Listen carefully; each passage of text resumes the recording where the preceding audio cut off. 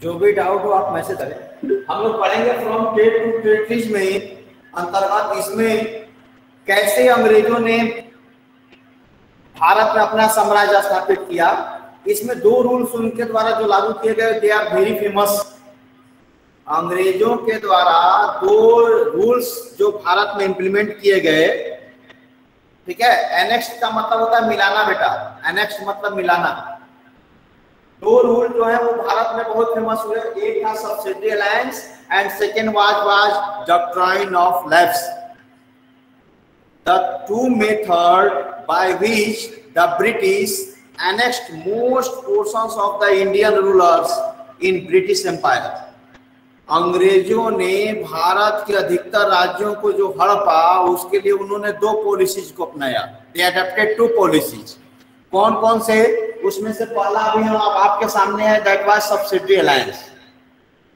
पहला है subsidy alliance, इसको हिंदी में कहेंगे सहायक संधि, सहायक संधि। और दूसरा है, इसके बाद हम लोग पढ़ेंगे, that was doctrine of lapse. दोनों पॉलिसीज के बारे में हम पढ़ाएंगे। तो पहले देखिए सब्सिडी अलायंस क्या है। What is subsidy alliance? सहायक संधि है क्या? तो पहले इंग्लिश में देख लीजिए, फिर हिंदी में भी बता देते हैं। सब्सिडी अलायंस कहा जाता है Indian rulers were not allowed to have their independent armed forces. देखिए पहली पंक्ति पर ही है, Indian rulers were not allowed. भारतीय शासक अलाउ नहीं था कि वो अपनी अलग सेना रखेंगे। जो भी शासक, जो भी भारतीय शासक अंग्रेजों के साथ ये सहायक संधि पे हस्ताक्षर करेंगे, तो अंग्रेज और उस भारतीय शासक के बीच में एक एग्रीमेंट होता था। एग्रीमेंट को संधि कहा जाता है। क्या एग्रीमेंट होता था? कि अब भारतीय शासक को सेना रखने की जरूरत नहीं थी। जो भी भारतीय शासक अंग्रेजों के साथ ये सहायक संधि करेगा, उसे अब अपनी सेना रखने की कोई जरूरत नहीं होगी। वही कहा है, Indian rulers we are not allowed to have their independent armed forces. उन्हें अपनी सेना रखने की कोई जरूरत नहीं होगी। They were to be protected. They were to be protected by British Army. अब उन सेना नहीं रखेंगे और उनकी रक्षा कौन करेगा? ब्रिटिश आर्मी, ब्रिटिश की फौज उस राज्य की रक्षा करेगी। यानी जिस राजा के साथ सहायक संधि करते थे अंग्रेज, उस राज्य की रक्षा की जिम्मेदारी अब अंग्रेजों की हो जाती है। ठीक है। बदले में what they had to pay subsidy forces, लेकिन उनको जो अंग्रेज फोर्स रखते थे सब्सिडी फोर्स, उसके लिए उनको कुछ पैसे पे करने रहते थे, कुछ राजस्व देना रहेगा। यानी वो राजा अपनी सेना नहीं रखेगा, उस राज्य की जिम्मेदारी अंग्रेजों की होगी, अंग्रेज उनकी रक्षा करेंगे। बदले में उस राजा को एक निश्चित धनराशि अंग्रेजों को देनी होगी। ठीक है। और देखिए शर्त क्या रख दिए, इफ दे फेल्ड, अगर वो राजा उतना रकम देने में, जितना एग्रीमेंट में तय हुआ है, अगर राजा वो रकम देने में फेल्ड हो जाता है किसी कारण से, जैसे मान लो अकाल पड़ गया, राजा के पास टैक्स कलेक्ट नहीं हुआ, या कोई भी कारण ना हो जिसके कारण राजा जो है वो अंग्रेजों को उतनी रकम नहीं दे पाया, तब वैसी स्थिति में a part of their territory will be annexed. Annexed मतलब मिला लिया जाएगा। यानी उस राज्य का एक हिस्सा अंग्रेजी साम्राज्य में मिला लिया जाएगा। उस राज्य का एक हिस्सा अंग्रेजी साम्राज्य में मिला लिया जाएगा। ठीक है। यानी सब्सिडी अलायंस में आपने क्या देखा? सब्सिडी अलायंस में आपने देखा कि इसमें जो भी शासक, जो भी भारतीय शासक अंग्रेजों के साथ सब्सिडी अलायंस करेंगे, ठीक है, उनको अपनी आर्म फोर्सेज रखने की जरूरत नहीं है। उनकी रक्षा की जिम्मेदारी अंग्रेजों की होगी। बदले में उस शासक को एक निश्चित धनराशि अंग्रेजों को देनी होगी। यदि वह शासक निश्चित धनराशि अंग्रेजों को देने में विफल रहता है, नहीं दे पाता है किसी कारण से, तो वैसी स्थिति में उस राज्य का एक हिस्सा अंग्रेजी साम्राज्य में मिला लिया जाएगा। इसको कहा गया सब्सिडी अलायंस। इंग्लिश में देखिए, Indian rulers were not allowed to have their independent armed forces. It means the Indian rulers who will sign the subsidy alliance, they were not independent. They need not to keep their independent armed forces. ठीक है? They were to be protected by British Army. Who were protected? By British Army. British Army उनकी रक्षा करेगी. British Army will protect that kingdom. ठीक है? But they have to pay for subsidy forces. But the king have to give a certain amount to the British for these subsidy forces. If they fail, if the king, for any reason, if the king do not pay the certain amount, then a part of their territory will be annexed. A part of their territories has been taken by British. Example देखिए, a part of Awadh and Hyderabad were taken by British. Awadh पहले, सबसे पहले अवध ने ही agreement sign किया था. अवध यानी लखनऊ का belt, Lucknow. ठीक है? अवध के जो नवाब थे उन्होंने सबसे पहले सब्सिडी अलायंस को साइन किया. तो अवध की रक्षा की जिम्मेदारी अंग्रेजों की थी, लेकिन किसी कारण से अवध के शासक देने में असमर्थ हो गए उतनी धनराशि अंग्रेजों को. ठीक है? इसमें राजा को क्या फायदा होता था? राजा को अपनी सेना रखने की जरूरत नहीं रहती थी. सेना रखने में जो खर्च होता था वो खर्च अंग्रेजों को देना होता था. तो अवध देने में असफल रहा. परिणाम क्या हुआ कि अंग्रेजों ने आधा अवध का हिस्सा अपने राज्य में मिला लिया. ठीक है? तो सब्सिडी अलायंस समझ में आया? Any doubt? Then you type your message. कोई डाउट हो तो मैसेज टाइप करिए. Any doubt? सब्सिडी अलायंस को लेकर के कोई डाउट हो, कोई आपके मन में क्वेश्चंस हो, कुछ ना समझ में आया हो, then you type your message. एक बार तब तक डेफिनेशन बता देते हैं, तब तक आप मैसेज टाइप करिए. सब्सिडी अलायंस क्या है? Indian rulers were not allowed to have their independent arm forces. ठीक है? इंडियन रूलर्स अपनी अलग सेना नहीं रखेंगे. जो लोग, सर वंस मोर, अच्छा वंशिका वंस मोर बता ही रहे हैं एक बार और. इंडियन रूलर्स जो सहायक संधि पर साइन करेंगे उनको अपनी अलग से, ठीक ठीक, one more time. Nikhil Sen का भी आ रहा है कि one more time sir explain करिए. ओके निखिल, एक बार और कर रहे हैं. समझ गए तुम लोगों की डाउट? यानी एक बार और चाहते हो. ठीक है?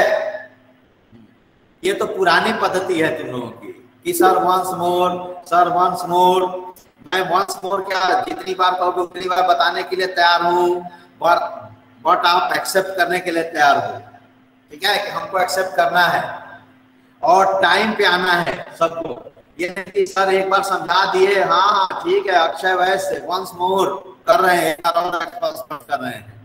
होता क्या है कि हमारे बहुत सारे बच्चे लेट ज्वाइन करते हैं. तो जैसे देखो ना, सत्यनारायण भगवान की कथा होती है तो क्या होता है, एक दो अध्याय हो गया उसके बाद एक लोग आ रहे हैं. देखो अभी पिंकी सिंह के नाम से कौन जुड़े थे, अभी आ रहे हैं. तो सत्यनारायण भगवान की जब कथा होती है तो कुछ लोग बाद में आते हैं. बाद में आते हैं तो उनका एक दो अध्याय तो खत्म हो जाता है. अगर वो कहेंगे सर फिर से, तो पता चला पंडित जी केवल 2 ही अध्याय में रह गए. तो मैं 5 टाइम्स 5 टाइम्स 6 टाइम्स जितने टाइम्स आप पूछेंगे बताने के लिए तैयार हूं. लेकिन शर्त यह है कि आप शुरू से मेरे साथ ज्वाइन करेंगे ताकि मैं जितनी बार बताऊं आपके पास पहुंचे मेरी बात. देखिए सब्सिडी अलायंस सहायक संधि है क्या, इसको एक बार फिर से देख लीजिए. ठीक है? सबसे पहले बहुत जरूरी है लिखना, ये सब्सिडी अलायंस क्या है. सब्सिडी अलायंस में देखिए डेफिनेशन में क्लियर हो जा रहा है. अगर आप डेफिनेशन पढ़ रहे हैं तो Indian rulers were not allowed to have their independent armed forces. जो भी भारतीय राजा अंग्रेजों के साथ सहायक संधि करेंगे उनको अपनी सेना रखने की कोई जरूरत नहीं है. ठीक है? They have to be protected by British army. उनकी रक्षा कौन करेगा? British army. ब्रिटिश आर्मी उनकी रक्षा करेगी. ठीक है, What they have to pay for subsidy forces, लेकिन उनको अंग्रेजों को एक निश्चित राजस्व देना होगा। सेना रखने में जो खर्च होता तो सेना रखेंगे नहीं, उनकी रक्षा ब्रिटिश करेंगे, ब्रिटिश फौज करेगी, लेकिन बदले में साल के अंत में उन्हें एक निश्चित धनराशि अंग्रेजों को देनी होगी। जैसे हम लोग टैक्स देते हैं वैसे उनको एक निश्चित धनराशि देनी होगी अंग्रेजों को, वो सेना रखने में जो खर्च होगा उसके बदले देनी होगी। ठीक है, इफ दे फेल्ड, अगर वो फेल्ड हो जाते हैं, ये भी हो सकता है कि वो राजा ना दे पाए, वो निश्चित धनराशि जितनी तय हुई है, वैसी स्थिति में क्या होगा, अगर आपने दे दिया, धनराशि दे दिया, तो आपके राज्य का कोई हिस्सा अंग्रेज लेंगे नहीं। यानी इस संधि में यह था कि आप अपनी सेना नहीं रखेंगे, आपकी रक्षा अंग्रेजी फौज करेगी, बदले में एक निश्चित धनराशि आपको देनी है। अगर आप दे देते हैं तो अच्छी बात है, हर साल आपकी वही रक्षा करेंगे अंग्रेज, आपको बदले में एक निश्चित धनराशि देती रहना है। अगर आप फेल्ड करते हैं, असफल हो जाते हैं देने में, वैसी स्थिति में क्या होगा, वैसी स्थिति में आपके साम्राज्य का एक हिस्सा अंग्रेजी साम्राज्य में मिला लिया जाएगा। A part of your territories will be annexed in British Empire. आपके साम्राज्य का एक हिस्सा, every year king have to pay subsidy. Subsidy alliance नहीं, सब्सिडी अलायंस तो संधि हो गई, लेकिन उनको प्रत्येक साल पे करना पड़ेगा एक निश्चित अमाउंट जो उस संधि में तय हुई है। जैसे कि संधि में तय हुआ कि आपको 5 करोड़ रुपए देना होगा हर साल, तो आप फौज रखते तो फौज रखेंगे तो उसका वेतन देना पड़ेगा आपको। एक साल मान लो आपने 10,000 फौज रखा, 1 लाख फौज रखे हैं, तो 1 लाख लोगों का वेतन दे रहे हैं, खाना पे खर्च हो रहा है, हथियार खरीद रहे हैं, तो इन सब से आप बचत आपको एक निश्चित धनराशि अंग्रेजों को देनी होगी। यस, एवरी ईयर, प्रत्येक वर्ष पे करना पड़ेगा उतनी धनराशि आपको अंग्रेजों, और अंग्रेज आपकी रक्षा करेंगे। कोई भी राजा अगर आपके ऊपर अटैक करता है तो आपके ओर से अंग्रेज लड़ेंगे, अंग्रेजों की आपकी रक्षा की संपूर्ण जिम्मेदारी होगी। और any doubt? Okay okay Nikhil, यानी समझ में आ गया, थैंक यू, धन्यवाद। कोशिश किए तो मिली सफलता। अब हम लोग दूसरा पढ़ेंगे, वो दूसरा जो पॉलिसीज अंग्रेजों ने लागू किया वो था डॉक्ट्राइन ऑफ लैप्स। अब हेडिंग डालेंगे doctrine of lapse.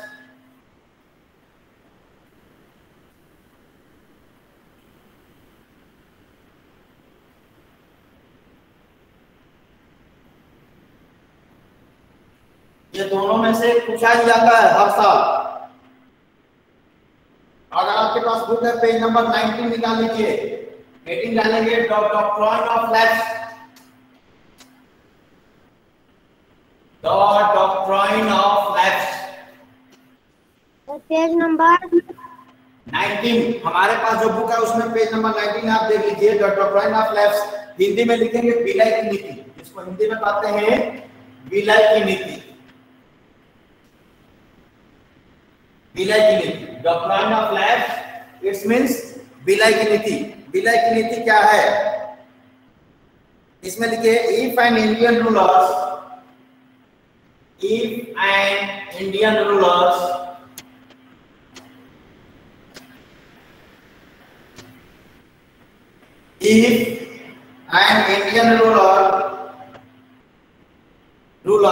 died without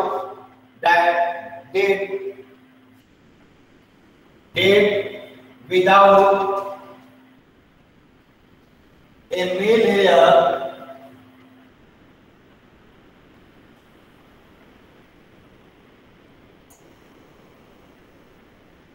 male heir, his kingdom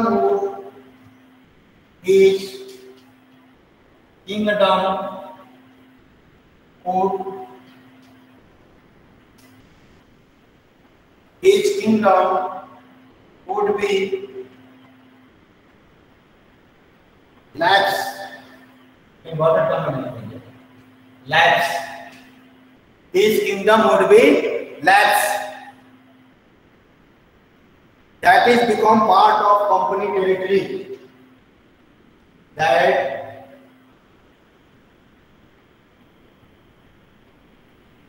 is become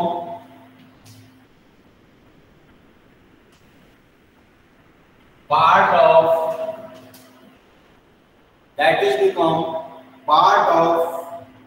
company territory.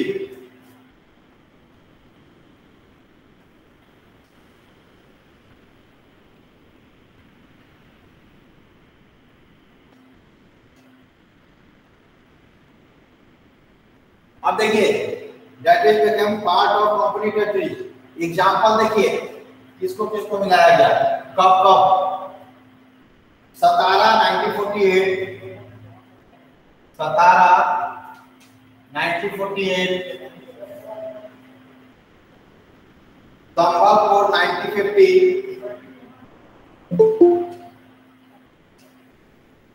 Sambalpur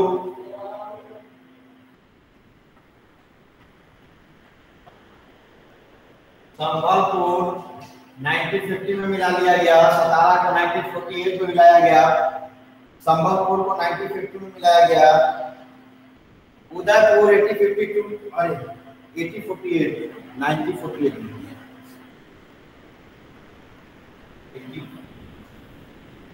1848 1850, सतारा हो गया, संबलपुर हो गया, उदयपुर 1852 में, उदयपुर 1852 में, नागपुर 1853, नागपुर 1853 और झांसी 1854, झांसी 1854। यह है विलय की नीति, doctrine of lapse.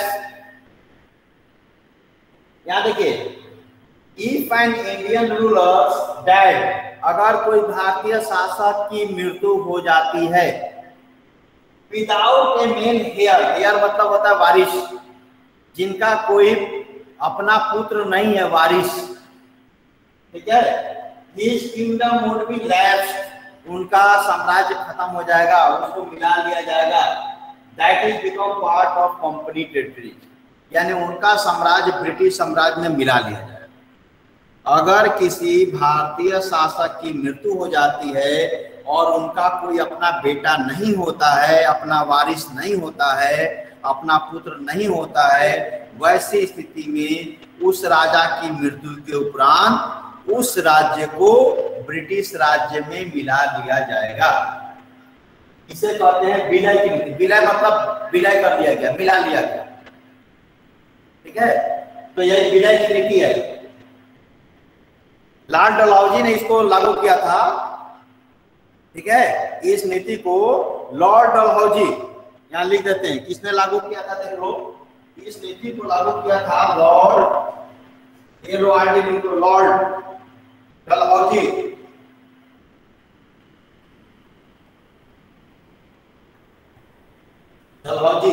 Lord Dalhousie ने इस पॉलिसीज को लागू किया था, ठीक है। इसमें फिर से एक बार देखिए, हिंदी में लिखेंगे, यदि किसी भारतीय शासक की मृत्यु हो जाती है, यदि किसी भारतीय शासक की मृत्यु हो जाती है जिसका अपना पुत्र वारिस नहीं होता है, वैसी स्थिति में उस राजा की मृत्यु के उपरांत उनके राज्य को ब्रिटिश राज्य में मिला लिया जाएगा, ठीक है। जैसे देखो, सतारा को 1848 में मिलाया गया, संबलपुर को 1850 में, उदयपुर को 1852 में, नागपुर को 1853 में, झांसी को 1854 में, इस तरह से कई सारे राज्यों को अंग्रेजों ने अपने राज्य में मिला दिया। तो ये दो नीति थी जिसके द्वारा अंग्रेजों ने कई सारे राज्यों को अपने में जबरदस्ती मिला दिया, एक डॉक्ट्राइन ऑफ लैप्स और दूसरा आपने पढ़ा subsidy alliance. Doctrine of lapse and subsidy alliance, ये दो ऐसी नीतियां थी जिसके द्वारा अंग्रेजों ने भारतीय राज्यों को अपने राज्य में मिला दिया। देखिए, इसमें क्लियर किया कहा गया डॉक्ट्राइन ऑफ लैप्स क्या था, इसके पहले क्या था, डॉक्ट्राइन ऑफ लैप्स लागू होने के पहले क्या था, यदि किसी भारतीय शासक का अपना पुत्र नहीं होता है तो वो किसी दूसरे अपने निकट रिश्तेदार के बच्चे को गोद ले लेता था, ठीक है। लेकिन अब अंग्रेजों ने मना कर दिया, नहीं, अपना पुत्र नहीं है तो आप किसी को गोद नहीं लेंगे, उसको मान्यता अंग्रेज नहीं देते थे, जैसे आपने देखा होगा कि रानी लक्ष्मीबाई का अपना पुत्र मर गया था, उसने भी अपने निकट रिश्तेदार के बेटे को गोद लिया था। और रानी लक्ष्मीबाई जब अंग्रेजों से युद्ध कर रही थी तो उस बच्चे को जो गोद ली थी उसको पीठ पे बांध करके लड़ाई लड़ी। आपको याद भी होगा, देखे भी होंगे, कविता पढ़े हो ना, बूंदे लोहर बोलो के मुख हमने सुनी कहानी थी, खूब लड़ी मर्दानी वो तो झांसी वाली रानी थी। तो झांसी की रानी ने क्यों लड़ा? इसी डॉक्ट्रिन ऑफ लैप्स के खिलाफ लड़ाई लड़ी, क्योंकि डॉक्ट्रिन ऑफ लैप्स के तहत झांसी ने जिस दत्तक पुत्र को गोद लिया था, अंग्रेजों ने उस दत्तक पुत्र को मान्यता नहीं दी और राजा की मृत्यु के बाद उनके राज्य को अपने सीमा में मिलाना चाह रहे थे, अपने राज्य में मिलाने की कोशिश कर रहे थे। इसीलिए झांसी की रानी ने तलवार उठाई और सारे राजा इसीलिए नाराज थे। और यही कारण है 1857 का जो रिवोल्ट हुआ उसमें भी, ठीक है। तो अंग्रेजों ने भारत में जो अपने साम्राज्य को, अपने टेरिटरीज को एक्सपेंड करने के लिए जो दो प्रमुख पॉलिसीज अपनाई, that was subsidiary alliance and doctrine of lapse. अंग्रेजों ने जो दो पॉलिसीज अपनाई, ठीक है, उसमें कौन कौन सी पॉलिसीज थी सोच लो। देखिए, जो दो पॉलिसीज अपनाई अंग्रेजों ने, उसमें one was doctrine of lapse and the second one was subsidiary alliance. ये दो नीतियां थी जिसके द्वारा अंग्रेज भारतीय राज्यों को अपने में मिलाते चले गए। Any questions from doctrine of lapse? विलय की नीति से कोई क्वेश्चंस? मैसेज करिए, आया समझ में नहीं?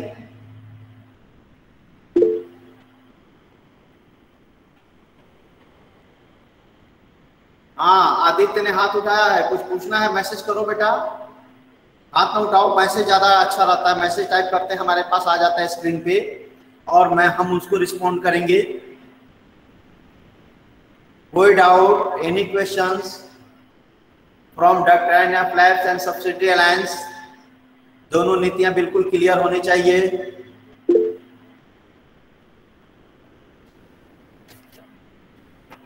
इस लेसन के क्वेश्चन आंसर भी आप लोग कर लेंगे। मैच द फॉलोइंग है, ट्रू फॉल्स है, फिल इन द ब्लैंक्स है और question answer. Sir, if king have female child, female child को मान्यता नहीं होती है। If the king has daughter, okay Vanshika, तुम लोगों का समस्या समझ गए। देखिए, हमारे यहाँ भारत जो था वो पितृसत्तात्मक समाज था, ठीक है, तो मेल हेयर जरूरी है। आपके पिता की मृत्यु हो जाती है तो वारिस कौन होता है? पुत्र ना। पुत्रियां को मुनन माना जाता था कि शादी के बाद अपने घर चली जाती है, तो पुत्र को ही वारिस माना जाता है। इसलिए मेल हेयर होना बहुत जरूरी है, फीमेल हेयर से काम नहीं चलेगा, ठीक है। बेटियों को अब तो हम कह रहे हैं कि अमेंडमेंट 2005 जो पढ़ाए हैं आपको, उसमें तो हमने बताया ना कि लड़के लड़कियों को बराबर का अधिकार दिया गया है पिता की संपत्ति।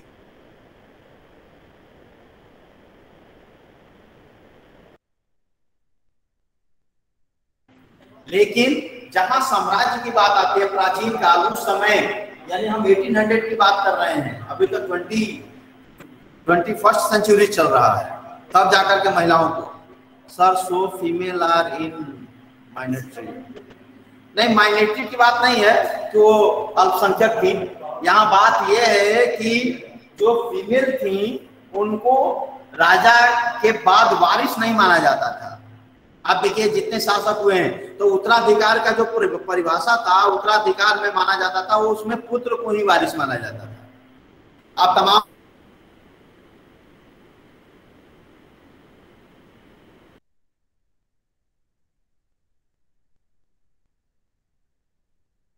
वर्षीय शासन कर पाई थी, तो कोई फीमेल शासक आपको देखने को नहीं मिल रही है। हाँ, कभी कभी फीमेल जो थी वो लड़ाइयाँ जरूर लड़ती थी। थोड़ा सा रानी दुर्गावती के बारे में आपने देखा, झांसी की रानी लक्ष्मीबाई के देखा, लेकिन शासक के रूप में मान्यता अमूमन उस समय के सोसाइटीज में उनको नहीं थी। यानी मेल हेयर होना बहुत जरूरी था। किसी को गोद ले लेते थे, लेकिन अंग्रेज ने उनको मना कर दिया कि नहीं, डॉक्ट्रिन ऑफ लैप्स के तहत आप किसी निकट रिश्तेदार के बेटे को गोद नहीं ले सकते। अगर आपका अपना बेटा नहीं है तो आपके बाद आपके राज्य को ब्रिटिश राज्य यही है। ओके, क्लियर हो गया सबको?